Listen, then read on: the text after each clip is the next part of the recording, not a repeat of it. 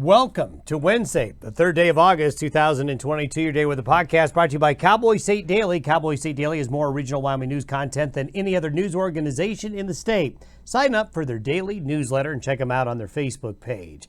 Well, less thunderstorm activity today. Yesterday, thunderstorm coverage picked up in some areas, especially across parts of Wyoming. Finally got some decent rain in some sections of northwestern Wyoming yesterday.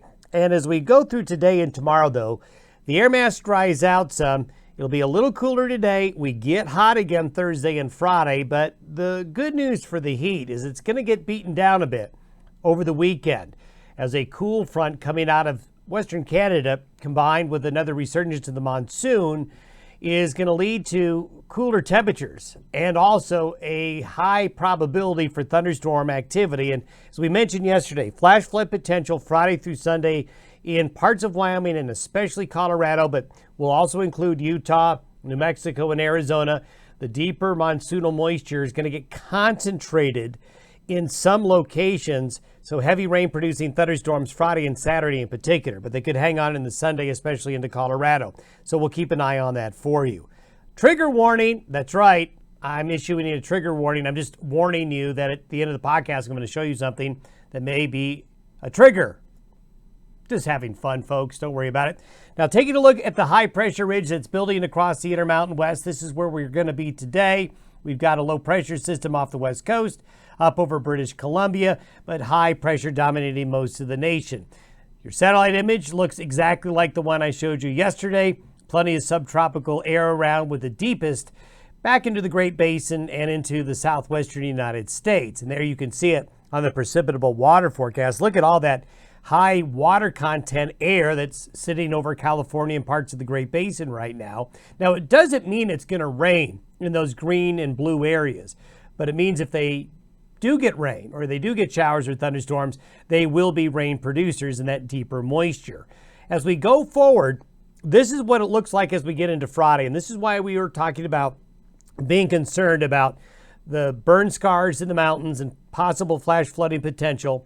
Notice we have this streak of brown up here and then the streak of wet. So basically we got dry right up against wet here, and this brown area is representing the drier air behind a cool front that's coming out of the Pacific Northwest and Western Canada. And this is something that you have to watch because what happens is that cool front pushing against that monsoonal moisture tends to concentrate it over some smaller areas, and that concentration of heavier monsoonal moisture can lead to these really heavy rain producing thunderstorms. So you can see all the blue that is moving in across the Intermountain West Friday afternoon, and this is into the day on Saturday with that brown still up to the northwest. So there's a 48-hour period there where there's a lot of water available for thunderstorms to tap into across many parts of Wyoming, Colorado, back into Utah and into the Great Basin states. But by Monday, you see the brown pushes south. That's the cool front.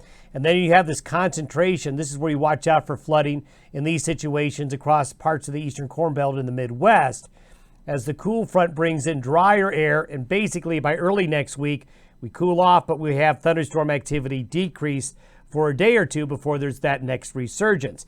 Now, ahead of all of this weather pattern change, it's going to be hot. These are temperatures compared to the 30-year average, going to be really hot. Temperatures really getting warm across the northern Rockies and northern plains, but you can see all the blue up here. That is some pretty darn cool air, really, for August. That's just poised up there in western areas of Canada. So this is for Thursday afternoon, but this is by Saturday. By Saturday, that cool air advances with that cold front, and this is by Sunday. So we're going to cool off across the Intermountain West. Gets hot again in the Pacific Northwest, although briefly. But you can see that cool front is going to come on in and really make an impact. And with that cooler air coming in and that monsoonal moisture coming up, this is for a map for Saturday afternoon. There's the cold front. The high retreats all the way off to the east coast, but the clockwise circulation still is taking that monsoonal moisture northward into the region. So we have a situation Friday and Saturday of concentrated monsoonal moisture over the central Rockies. And this is the prediction of where the lightning strikes are going to be Friday afternoon. So you can see just about all of Wyoming, eastern Idaho, Utah, into the Dakotas there, into Nebraska, New Mexico, southeastern areas of Arizona, but even looking back, look at into California here. Now, this is good news and bad news. Lightning could start more fire activity here, but some of these thunderstorms will be rain producers. So this is Friday, and then this is Saturday. So the same areas are going to be impacted, but the axis of the heavier lightning strike shifts a little bit south and east because of that cold front bearing down on the region. Temperatures and conditions with the precipitation and the cold front of the monsoon, this is through Sunday afternoon, so there's a pretty good potential of some needed rainfall coming in some areas. Trigger warning, now this is what I wanted to talk about. Now I'm just having some fun here, but it's August 3rd. Now it's still the dog days of summer as we talked about earlier in the week, but it's also the time of year when we start looking at the northern latitudes.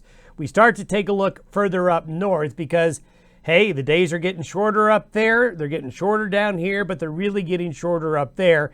And this starts to change things. And I'm not showing you anything here that is unusual in early August, but I want to show you this because I do think it may play a role as we get into early September. And that's this. This is a forecast out to 10 days.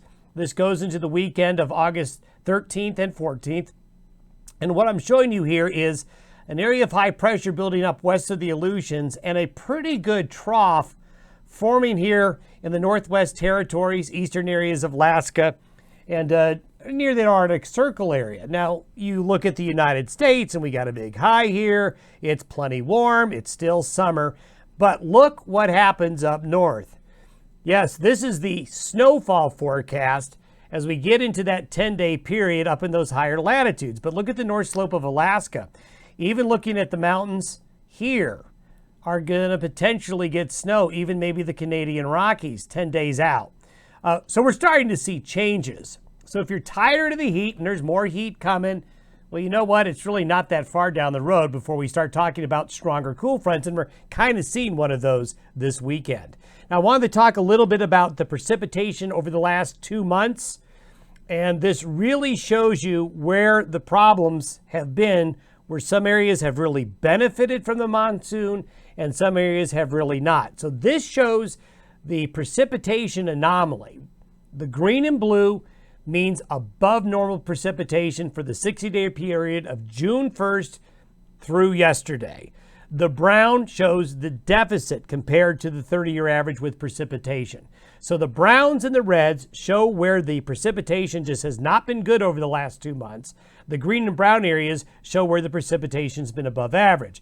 And you can see Arizona, New Mexico, boy, especially New Mexico, a large part of Colorado, the western Dakotas, and look at Montana up here in the Pacific Northwest, parts of there. But we have this area right here in central Wyoming, going back into Idaho, northwest Colorado, into the western plains here. Then look at the southern plains. Yikes, down here, a real problem. So this is how these monsoons can go. You get winners and you get losers. Hopefully, August is going to be a better month in this area. We certainly hope so. Have yourself a good Wednesday. We'll see you tomorrow.